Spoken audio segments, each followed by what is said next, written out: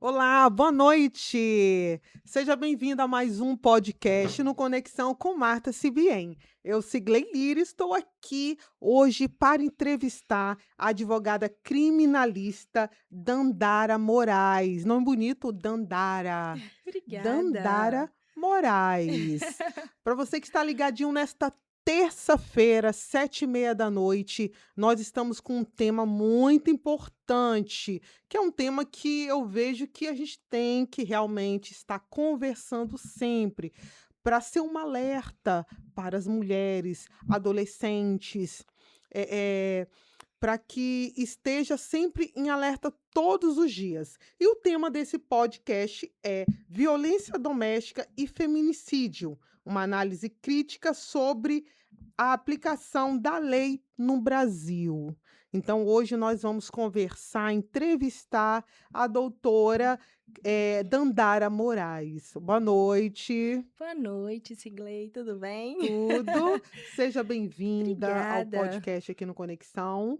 obrigada. Eh, Prazer imenso estar aqui, gente. Principalmente para relatar um assunto tão importante, né? Tão atual, ao mesmo tempo tão antigo, mas tão atual, né? Então, é um prazer imenso estar aqui. Muito obrigada pelo convite. sim. Doutora Dandara, antes da gente começar a fazer as perguntas, o que fez, um exemplo, a senhora tão jovem escolher essa área criminalista? Então, a área criminal, assim, ela sempre fez parte do meu cotidiano acadêmico, né. Além de eu sempre ser apaixonada pela matéria do direito penal, processo penal, na faculdade, eu estagiei, né, na vara de execução penal, por 2 anos, e aí ali eu tive o primeiro contato com penal na prática, fui me identificando ali, né, e gostei bastante. E posteriormente eu fui para a defensoria pública, estagiei também na execução penal. Depois eu fui contratada, né, para trabalhar, como CLT na área, na coordenação de execução penal. Então, digamos que, assim, a minha vida inteira acadêmica foi baseada nessa área. Então, eu juntei o útil ao agradável, né, por gostar muito da matéria em si, na prática eu me identifiquei bastante, eu falei: "Não, vai ser essa área". E aí quando eu me formei, passei na prova da ordem, eu costumo, assim, eu sou uma mulher religiosa, né, e aí eu costumo muito colocar as coisas diante do Senhor, né, pra não fazer nada de mim, porque muitas vezes quando a gente faz algo do homem, né, a gente acaba se frustrando. E por ser uma área importante, porque é uma área promissora, é o meu futuro, né, ali, eu coloquei diante de Deus e falei: "Deus, me guia, porque a área que for". E aí meu primeiro cliente foi na criminal. Foi um Sim. processo de homicídio, né, com tráfico, associação ao tráfico, enfim. E aí eu entendi que ele era uma resposta, né. Então eu tô aí há pouco tempo, né, eu tô com 10 meses atuando, na verdade, assim, atuando de forma 100% integral da advocacia, foi de janeiro pra cá, né.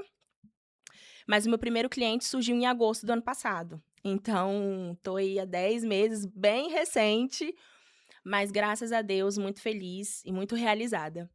Muito bom, muito bom.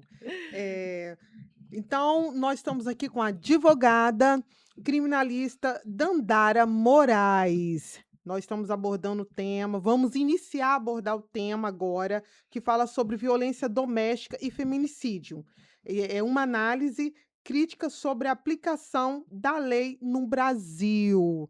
Pode falar também aqui do Espírito Santo, mas que é do Sim, Brasil que vem a lei, né? sim, Que é do Brasil que vem a exatamente. lei para os estados. Isso. E você que está aí conectado no podcast, você pode enviar uma pergunta para a doutora, ela vai estar te respondendo, no canal aqui do youtuber, tá? Você pode perguntá-la, deixar a sua pergunta, ela vai estar te respondendo, tá bom?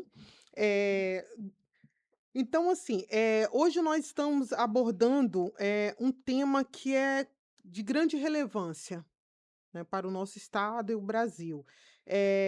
Nesse episódio, nós vamos abordar os desafios enfrentados no combate à violência doméstica.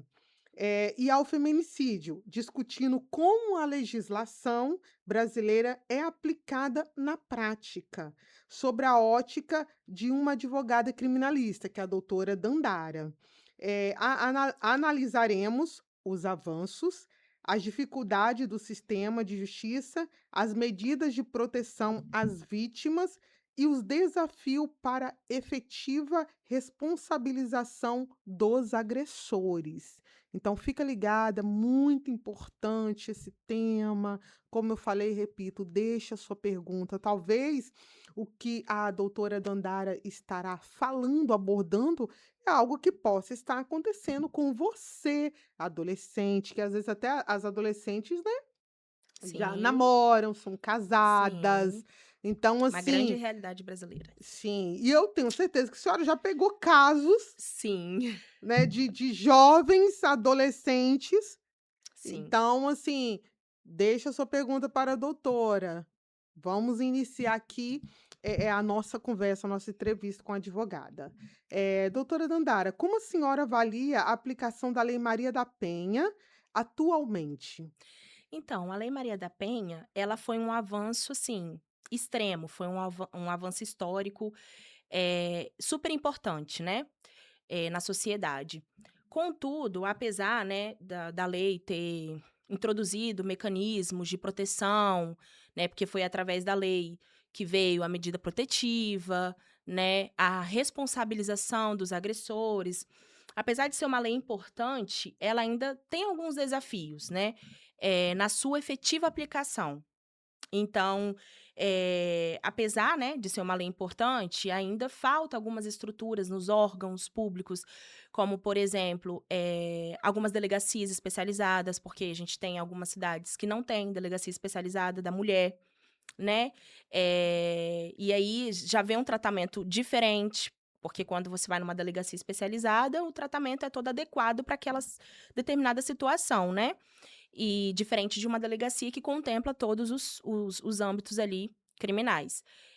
Então, muitos locais ainda, infelizmente, enfrentam, né, essa falta de estruturação. E então, de acordo com esses desafios, né, acaba, na questão da aplicação, não sendo tão contundente, digamos assim, não sendo tão completa, né. Então, assim, o meu ponto de vista em relação à Lei Maria da Penha é justamente isso. Sim. Doutora, quais são os principais desafios enfrentados pelas vítimas, ao denunciar uma situação de violência doméstica? Qual o principal desafio? Dependência emocional e financeira. O principal desafio. Porque muitas mulheres, se apegam, né, a esse fator emocional e financeiro. Muitas mulheres, não tiveram um apoio familiar de estudar, de trabalhar, e aí fizeram o quê? Se agarraram nos homens, né, digamos assim. Se apegaram aos homens nessas 2 esferas. Então, se eu separar, eu não como. Se eu separar, eu não vou encontrar nunca mais uma pessoa para minha vida.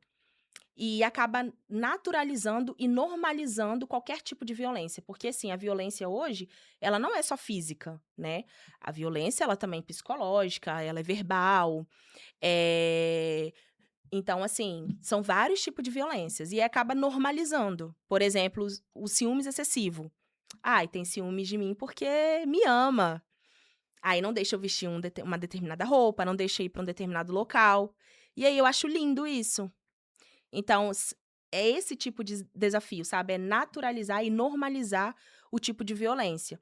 Eh, e além disso, tem também a questão da represália, né? Porque hoje a gente, de sofrer, né, esse tipo de situação, porque hoje é muita questão social e religiosa. Porque tem muitas igrejas, por exemplo, que, né, o casamento é uno e na morte, em todos os momentos tem que estar junto.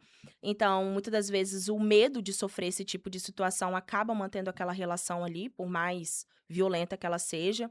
Os filhos, ai meu Deus, como é que vai ser o crescimento do meu filho sem o pai?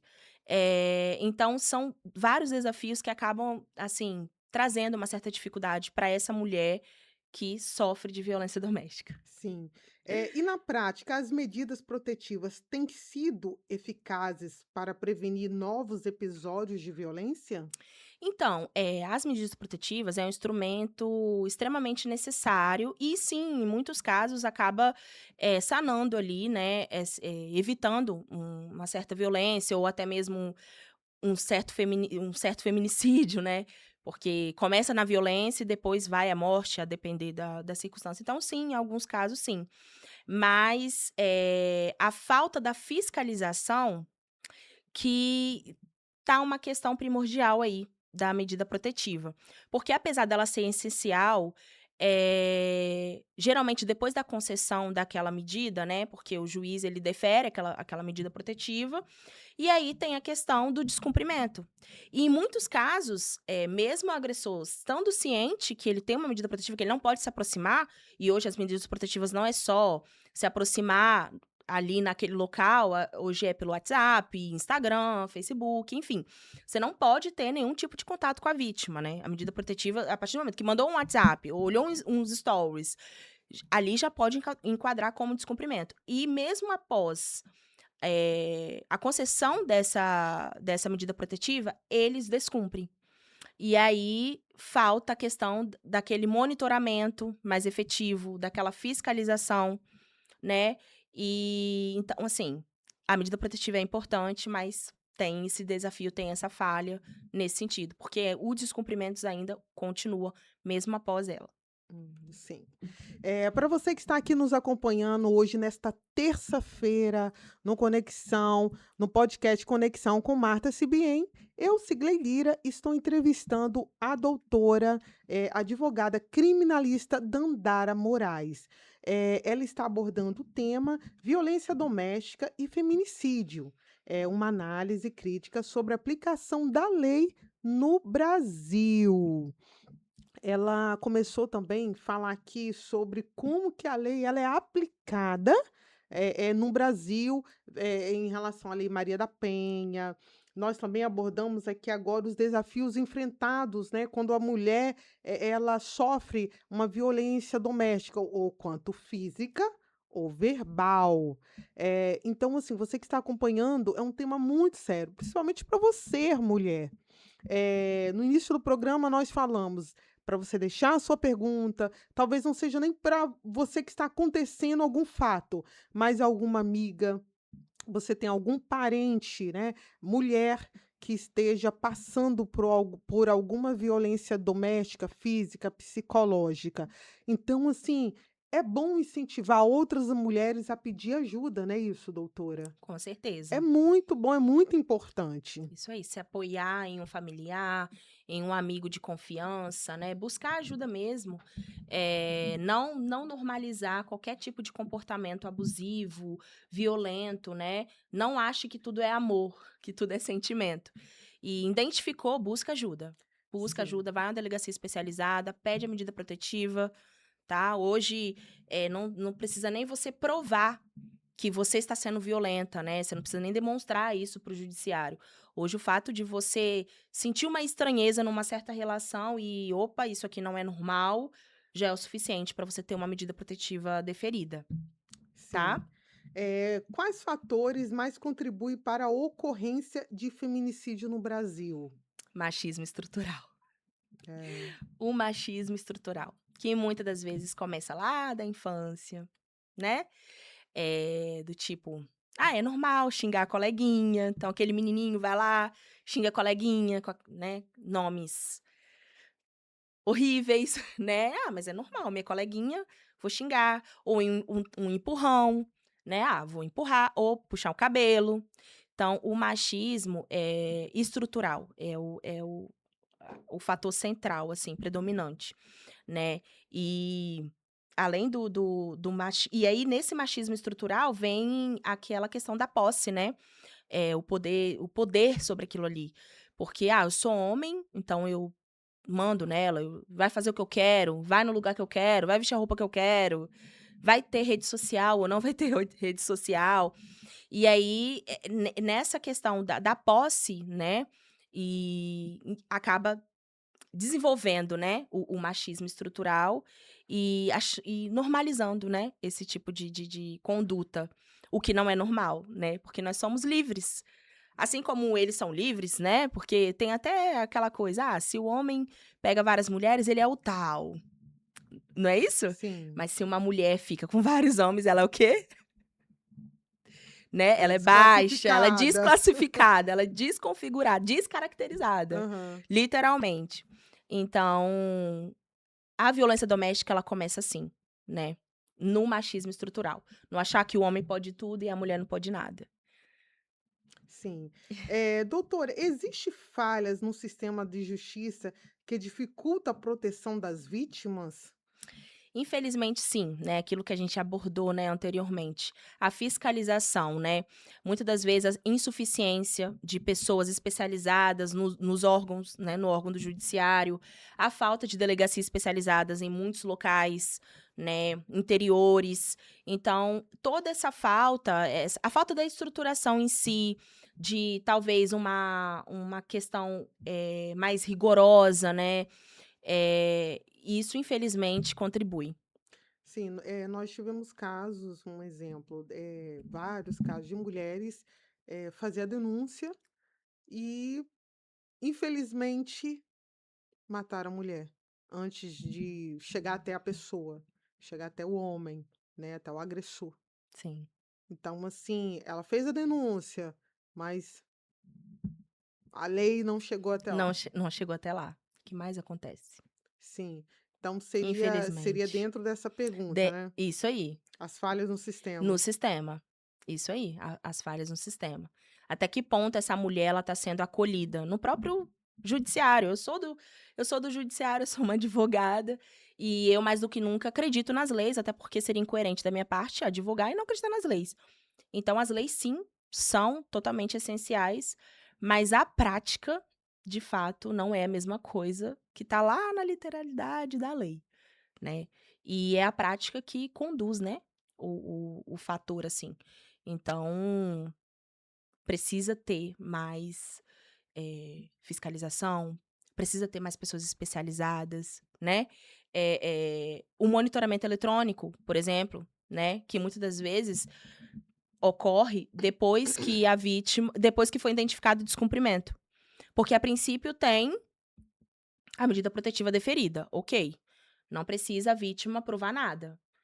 Aconteceu uma circunstância, identificou o juiz, defere. Justamente por esse alto índice de feminicídio. Ok, perfeito. Só que o monitoramento eletrônico, ele só é acionado depois do descumprimento. Então, descumpriu, denunciou o descumprimento, aí vem o monitoramento eletrônico. Então, talvez adequar isso, esse monitoramento eletrônico, não só depois do descumprimento, né? Enfim, seria esse caminho. É, sim. Eh, como a sociedade pode contribuir para a prevenção da violência contra a mulher? Então, a prevenção, ela exige uma participação coletiva, né? E a prevenção, ela vem principalmente, ela tem que ser promovida pela educação, respeito e igualdade, né? É entender, começar nas escolas, né, o ensino de que, o respeito ele tem que predominar, que a igualdade tem que predominar, né, que não é questão de gênero, que tem que colocar em risco uma vida, que tem que violentar uma mulher, né, que uma vida tem que morrer por conta do gênero. Então, eu creio que, principalmente, né, a conscientização. Seria a resposta mais adequada. A conscientização, começar isso nas escolas, né, os familiares também apoiarem, amigos, identificam qualquer situação, vítima, busca ajuda. Não normalizar violência, busca ajuda. Eu tenho medo, não quero fazer", faça por ela, mas faça. Então, né, a estruturação seria essa, né, desde a da educação de criança, adolescente, para ver se isso, né, muda Sim, essa sim. realidade triste no nosso Brasil. É, a sociedade tem que estar bem envolvida. Bem envolvida, Eh, bem envolvida. a senhora falou também um fato em relação às escolas, Sim, de estarem envolvidos, né, dentro dessa questão também, porque também E começa. isso é lá que começa, né, na educação, com certeza. Sim, porque vem a parte, de casa, né, dos pais, É isso aí. porque, assim, um exemplo, existe crianças que vê, o pai agredindo a mãe, não sabe o que fazer, mas se a escola tiver uma educação Mudar isso, né. voltada, né, pra essa área também, como que a criança e o adolescente, podem pedir ajuda, Isso aí. qual o sistema que esse adolescente pode conversar, uma parte talvez jurídica, né, dentro das escolas, acho que creio que Sim, isso ajuda muito, sim, com né, certeza. até proteger a A mãe, mãe, porque com em muitos certeza. casos, a criança vê, não sabe Isso o que aí. fazer Disse tudo. e infelizmente a mãe vem a óbito, Vem né, a óbito. Isso aí, porque o agressor isso aí. matou. A criança entender que aquilo ali não é normal. Não é normal. Inclusive, essa questão do machismo estrutural que eu falei anteriormente, é justamente isso que você citou. Ver o pai batendo na mãe e acha isso normal. E aí ele vai ser um adolescente, ele vai ser um jovem, ele vai ser um homem. Ele vai namorar, ele vai ficar, ele vai casar. E aí, mas meu pai batia na minha mãe. Eu então não posso fazer isso com você, né? Então, a escola, até porque na infância, às vezes, a maior parte do tempo que a gente passa é nas escolas, né? As crianças passam nas escolas. Então, as escolas, os professores, quebrar isso, né? Quebrar essa normalidade de violência. E aí, inclusive, introduzindo a criança no sentido de que, olha, identificou isso no seu pai, no seu irmão, no seu avô, corre e conta pra gente, né? Conta pra gente. E aí tentar, né, de uma forma mais acessível, ajudar essa mãe. A senhora está falando do machismo estrutural, citou um pedacinho agora, aquele menino cresce vendo o pai, né, agredindo a mãe, não até fisicamente, mas eh psicologicamente, Isso aí. então, essa criança ele se torna uma adolescente. Ele se torna um E adolescente. nós temos casos de adolescentes que felizmente agride outras adolescentes Sim, mulheres. Não sei se a senhora já pegou casos sim. assim. Então, tem que rever Tem também que esse rever. conceito, né. Com certeza. A questão das escolas, Com certeza. isso é muito Muito importante. importante. E aí os pais também, né? Os pais não, inclusive de filhos que têm uma família estruturada, né? Sempre alertar. Olha, filho, isso não é normal. Você vê, o papai não faz isso com a mamãe. Então, não faça isso com quando você crescer, ou então, né? Também sempre a conscientização, ela, enfim, vim de casa, vim das escolas, principalmente das escolas, porque em casa, infelizmente, é outro cenário, nem toda criança tem o privilégio de crescer com um pai ou uma mãe que se respeitam, né? Infelizmente, não é essa a realidade brasileira, mas pelo menos das escolas. Sim, doutora, o que diferencia, juridicamente o feminicídio de outros homicídios? Então, o feminicídio é uma forma específica de homicídio. O feminicídio é uma forma específica de homicídio, né? É a forma como esse homicídio ele ocorre. Eh, Não basta, no feminicídio, não basta ser uma mulher. Ela tem que morrer em razão de ser uma mulher, entendeu? Então não basta, a vítima é mulher. Não. Ela tem que morrer em razão. Tem que morrer sim, né, gente?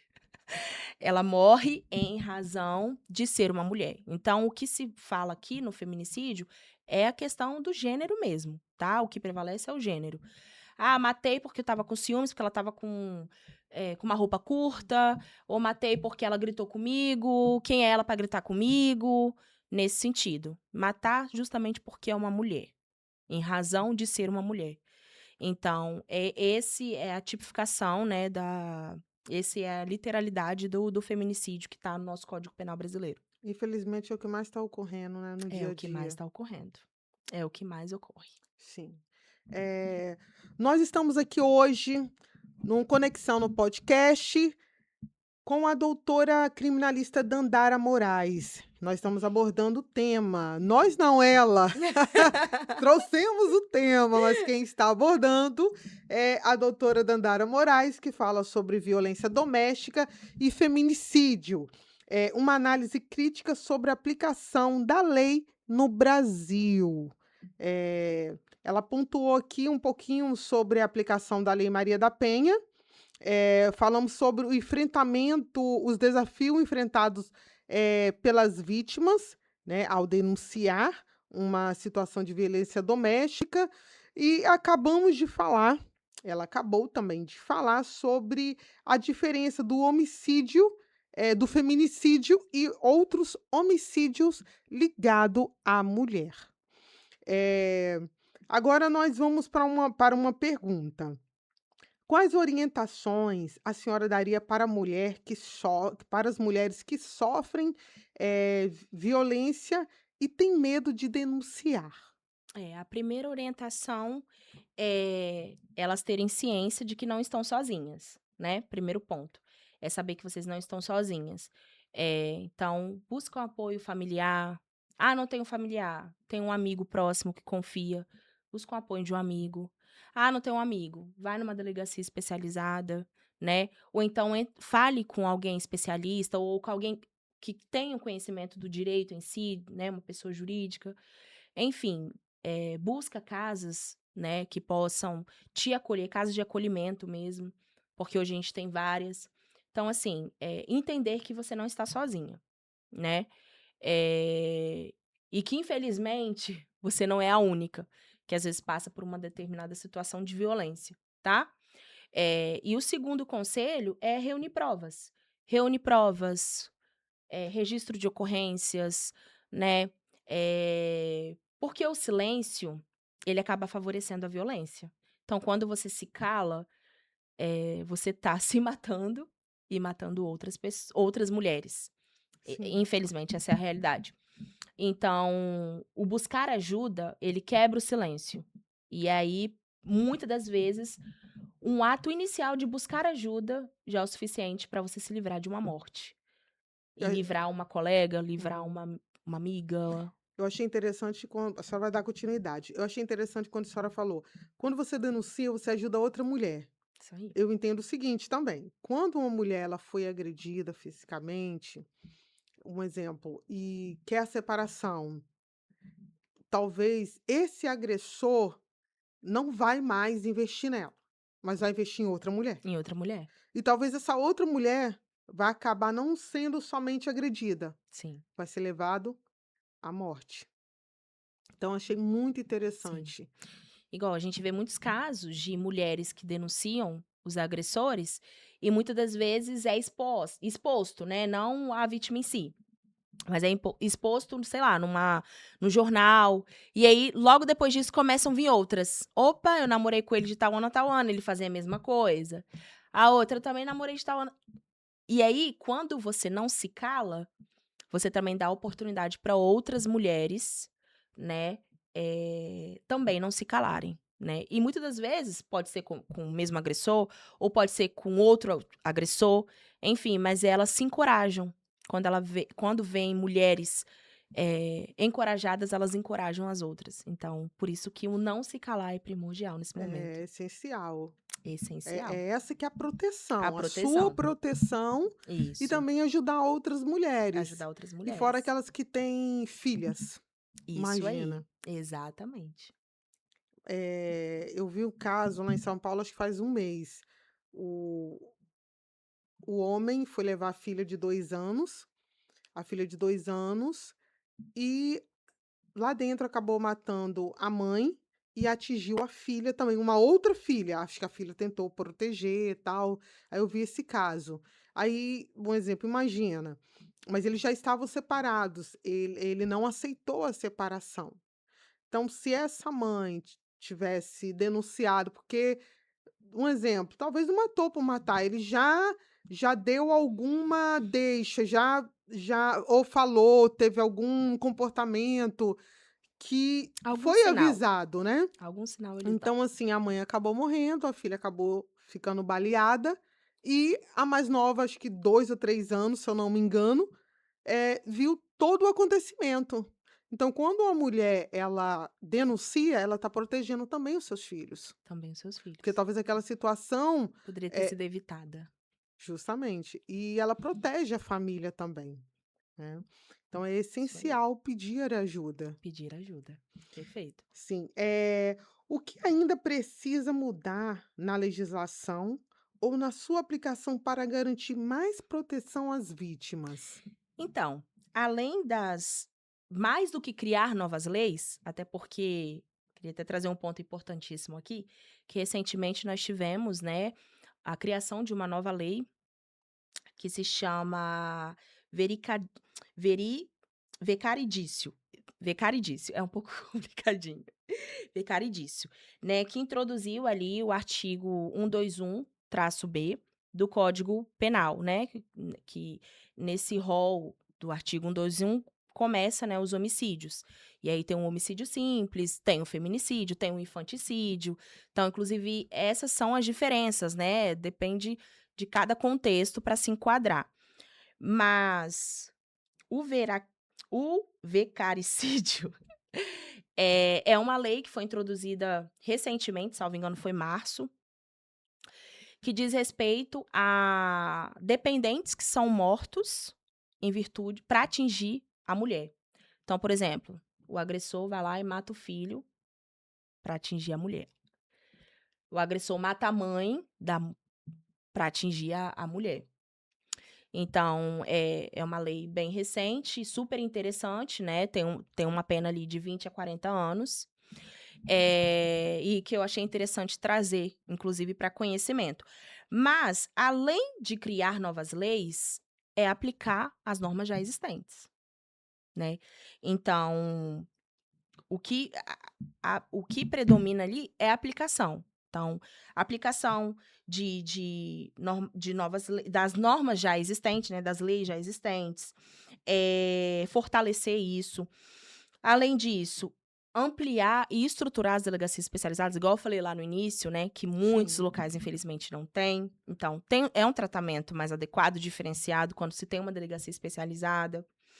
Eh, Melhorar o acolhimento, a fiscalização das medidas protetivas, porque muitas são deferidas e ficam lá de lado. Ah, deferiu a medida protetiva para essa vítima e acabou.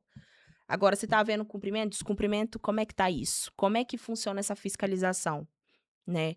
E às vezes a falta de servidores, né, ou então de entes no poder judiciário, isso acaba trazendo um certo prejuízo também. Então, melhorar essa questão, né, de mais servidores, de mais fiscalização, eu creio que isso vai ser mais adequado para tentar reduzir um pouco mais essa questão da violência doméstica como um todo, né? Além obviamente, do feminicídio, que é o crime mais trágico que tem, né? Que é a morte da mulher. Em razão dela ser mulher. Sim. E o outro ponto interessante que eu queria trazer nesse tópico é que hoje eh, eu não vou me recordar exatamente quando, mas é uma atualidade bem bacana também que eu queria trazer como novidade para vocês, que hoje o familiar que teve, né, a sua filha, enfim, morta em decorrência de um feminicídio, ela tem direito a uma pensão. Então, por exemplo, identificou o agressor matou. E aí, lá no previdenciário, ela, né, de acordo com a denúncia, ela denuncia e após a condenação daquele agressor, né, daquele réu, o familiar que ficou desamparado nesse sentido, então seja um filho que teve a mãe morta, seja a mãe que teve a filha morta, em virtude do feminicídio, ele tem direito a uma pensão, tá? Salvo engano, é um salário mínimo, que o agressor ou, digamos, agressor sim, réu, né, que responde um processo criminal, inclusive com condenação, ou o familiar precisa pagar esse valor, tá. Então, é uma novidade, creio que muitas pessoas não saiba É. disso, é algo novo, Então então tem direito a essa pensão, aham, tá. então um exemplo, além do réu, um exemplo, se ele não conseguir, o familiar do réu vai dar a Isso, pensão exatamente, para aquela criança, adolescente, que ficou desamparada. exatamente, Sim. exatamente. E é importantíssimo, né. É muito importante, a Importantíssimo. criança ficou Porque aí é uma desamparada. forma, assim, que o Estado achou de amenizar a dor, né, daquele familiar que obviamente em sua totalidade isso não vai acontecer, e de punir, de responsabilizar, né, o réu nesse sentido. Então, ele tem que pagar um valor de benefício para a família que ficou desamparada. Então, para aquele filho, né? Porque muitas das vezes o filho só tinha mãe. O filho não tem um pai, o filho não tem um avô, não tem uma avó. E aí, como é que fica a situação desse filho quando tem uma mãe morta por um homem, em virtude, né, de ser mulher? Como é que fica? Então, Sim. o Estado trouxe isso para tentar amparar essas pessoas, né, esses familiares, e responsabilizar, uma forma de responsabilização também Hum. para aquele agressor, para aquele réu. É importante. Importante. Sim.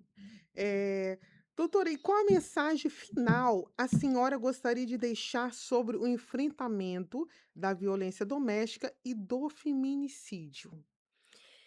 Eh, a mensagem é que, se você sente medo de estar dentro da sua casa com uma pessoa que se diz ser seu esposo, seu namorado, seu enfim, isso já é um sinal. E com sinais a gente tem que ficar atenta. Temos que ficar atenta. Não normalizar esse tipo de conduta. Não normalizar aquilo que eu falei lá no início. Não normalizar o ciúmes excessivo. Não normalizar mandar nas suas roupas, mandar nos seus passos, nos seus planos, nos seus ideais, enfim. Então, identificar isso, né? E não se calar. Não se calar. Então, o meu conselho é não deixar de buscar apoio, conscientizar, gente, conscientizar nas escolas, em casa. Eh, o filho fez qualquer coisa. Ah, o filho pegou a lapiseira, quebrou. Ah, porque era mulher. Pune esse filho de alguma forma. Educa esse filho de alguma forma. Punir no sentido, né? No sentido. Como que eu posso explicar? Somar mesmo para que seu filho cresça, né? Um homem de honra, que cuide, que vai ter uma família em algum momento, que vai ser pai e que ele entenda a importância de valorizar isso na vida dele. Então, é a conscientização, o ponto principal, né? Conscientização e não normalizar condutas abusivas, violentas e, e não se calar. Sim, é Não se calar. importante. É importante, não só a mulher, mas a família. A família. Porque, um exemplo, a família sabe que a mulher está passando por uma violência doméstica, psicológica, e talvez até conversou com ela. E muitos falam assim: não, não vou me envolver, porque daqui a pouco eles vão estar bem. E é assim. Briga de mulher não se mete a É, colher. Gente, isso não existe, tá? Isso é um ditado, ó, popular antigaço, mas isso não existe mais. É vizinho, tá vendo ser espancada? Denuncia, chama a polícia. Não acha, ai meu Deus, daqui a pouco vai estar bem. Não, não existe isso. sim, aí depois quando acontece o caso, aí a pessoa fala: eu poderia ter Ter feito. feito, eu poderia ter feito. E eu acho que é uma consciência muito pesada, né? Assim, eu acho que é um sentimento muito pesado. Eu poderia ter feito algo pra mudar o destino dessa mulher, a circunstância dessa mulher, e eu não fiz. E é aquilo, você que é vítima não quer denunciar, quem sou eu? Gente, pelo amor de Deus, não tem esse tipo de conduta.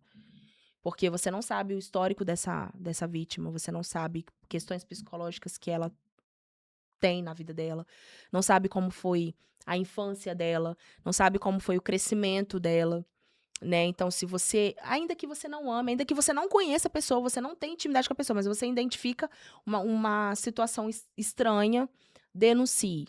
Denuncie. Sim, é muito importante, porque às vezes a mulher, ela tem medo, mas ela tem que sobressair esse medo, para proteger a vida dela, a vida da família e de outras E de também, outras. né. Então, doutora, queremos agradecer aqui a tua presença. Obrigada. Foi muito Eu que importante esse agradeço. tema, né, ligado à violência doméstica, Sim, citando como que a lei no Brasil ela é aplicada nesta área. É muito importante. Acho que é um tema que tem que ser falado todos os dias, tem que ser falado. porque todos os dias nós temos mulheres Sim, que estão morrendo, né, que não pedem ajuda, porque logo lá no início a senhora falou, por que muitas não pedem ajuda? A dependência. sim. emocional, financeira. Ah, para onde eu vou? Quem vai me acolher? O que vão pensar de mim? E meus filhos? Sim, é um tema de grande relevância Grande relevância. para a sociedade, né. E assim, nós temos lei, gente, apesar das falhas, né, que infelizmente existem falhas, igual você falando, eu até lembrei de uma situação, eu tô com um cliente, por exemplo, que nesse caso, ele acabou se envolvendo numa briga, né, não tem uma questão familiar ali, mas aí a vítima, ela entrou com uma medida protetiva. Só que o meu cliente, ele não foi intimado. Ou seja, ele não tinha conhecimento dessa medida protetiva, mas ele não, assim, violentou, porém passou em frente à loja de onde fica a vítima. E aquilo ali foi o suficiente para que ele fosse preso. E eu, como advogada dele, nesse caso, consegui, né, a liberdade dele com base no fato dele não ter sido intimado.